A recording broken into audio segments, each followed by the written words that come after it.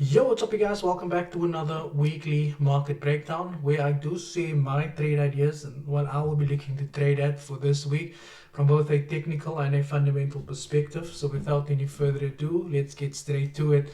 Looking at the fundamental data, we had the FOMC meeting minutes that came through last week. That gave us an indication that the Fed's still very cautious about lowering interest rates too quickly at their last meeting.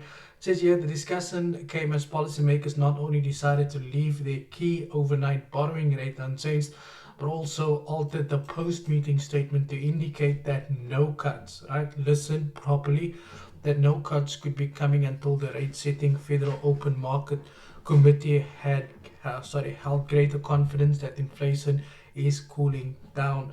Now we're going to use that information and we basically just going to run through that as well because the technical analysis falls in line perfectly there as well. Now you can see that this week we have got high impact news almost every day of the week, and it's very important that it's very important to keep in mind that when it comes to trading fundamental data, it's not that easy to accurately predict which way the market's going to go.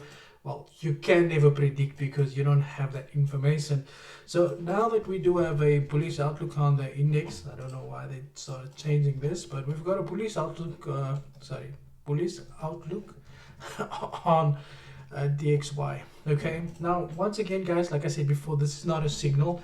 I'm just sharing with you guys what I'll be putting on my watch list for this week and what I'm going to trade. If you want to know or learn how I enter the market, I've done a couple of videos on how you can use the entry into the market or how to enter the market, the same way that I do. Now, the first thing that we can obviously see here, we've got a perfect price action played out perfectly once again. Now, if we just go slightly back, you can see this is exactly what I was referring to. And you can see here the market had printed resistance, broke above resistance, tested it as support, printed new resistance, broke above resistance, came back and tested it as support once again. We had the pullback from this previous level of support that got broken, that is now turned resistance, and then from here I would potentially like to see the market continue higher over here. We now do have the potential of a head and shoulders pattern that's forming here as well. Now, even though that even though my outlook on DXY is still bullish, I wouldn't be looking for buys clearly. Just because we had broken above this level of resistance over here that is now testing as support. But I would wait for this structure to get violated because remember, this is basically how you would trade a head and shoulders pattern. And this is exactly what I am referring to at this level over here. Right, you can see here we have the head, left shoulder, right shoulder. Whenever the market prints a green candle next to a red candle, that is considered structure in the market, right?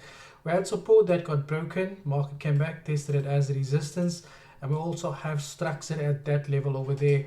Now, the best way for me to approach this, obviously don't trade on Mondays, so what I would suggest you do is basically wait for this market to first give you a clear close above this level over here.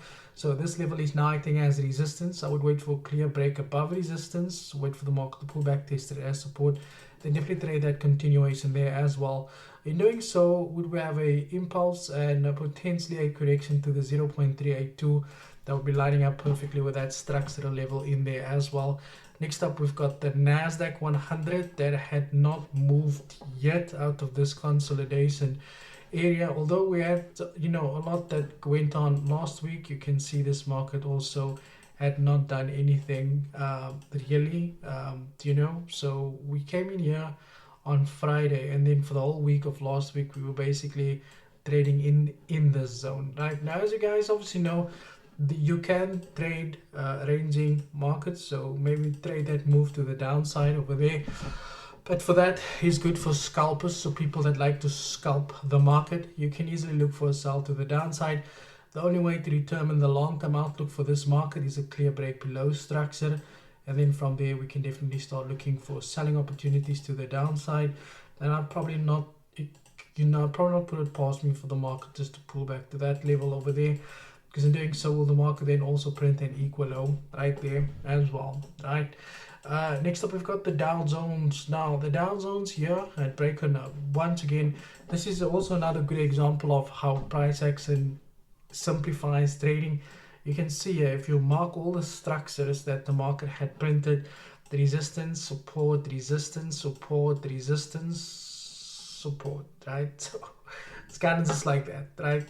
Very easy to read. It's not rocket science. You just need to make sure these are the best prices to look for entries. This is the best prices there, because you are trading at a, you're trading in a buying zone, right? But in any case, so we do have an impulse over here. Let me just see if this is a red candle over here. Yeah, cool. So if you take the Fibonacci from the low over there to the high, you can see we do have a 61.8 Fibonacci that's lining up perfectly with that previous level of resistance that is now acting as a level of support. And from here, I would like to see the market just continue lower. From there, I'll give you guys another update. Now, the problem with this is there's no structure to the left, so it's not that easy to determine where the market's most likely to U-turn from. So we need to make use of the Fibonacci levels here as well. Next up, we do have gold. I'm sorry, but it's got load setting here. You can see there. Hopefully, it's not gonna die. So gold over here, we can see gold went basically and printed an equal high. If you look here, we are currently testing this previous level of resistance over here, but we can see the market here now printed a inverted head and shoulders pattern. Now, if you saw on DXY, we've got a head and shoulders pattern that is a bearish, pattern from a technical perspective.